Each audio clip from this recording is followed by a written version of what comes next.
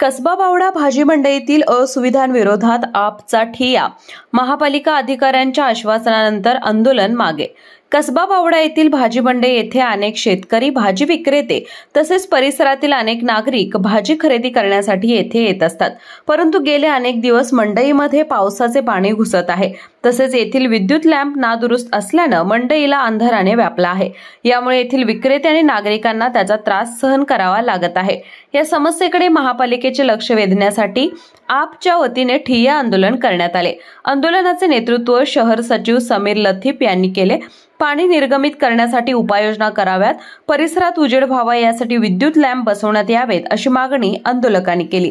Tararani market विभागीय कार्यालयाचे कनिष्ठ अभियंता अवधूत नेर्लेकर, विद्युत विभागाचे सदानंद धनवडे यांनी आंदोलनस्थळी भेट देऊन मंडईतील कामांसाठी 2,94,000 चे अंदाजपत्रक तयार केले असून पुढील मान्यतेसाठी पाठवले असल्याचं सांगितलं। तसेच कामाचे कार्यादेश प्राप्त होताच काम सुरू करण्याचं पत्र आप पदाधिकाऱ्यांना दिलं। त्यानंतर आंदोलन मागे घेण्यात आलं।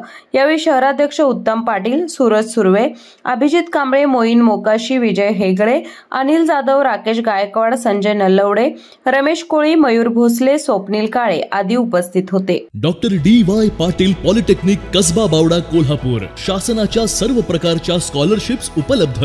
या माध्यमातून विद्यार्थ्यांना 50 ते 100% फी सवलत, अद्ययावत लॅबोरेटरीज, इंटरॅक्टिव्ह पॅनल युक्त क्लासरूम्स, विद्यार्थ्यांसाठी बसची सुविधा, नामवंत कंपन्यांमध्ये नोकरीची संधी।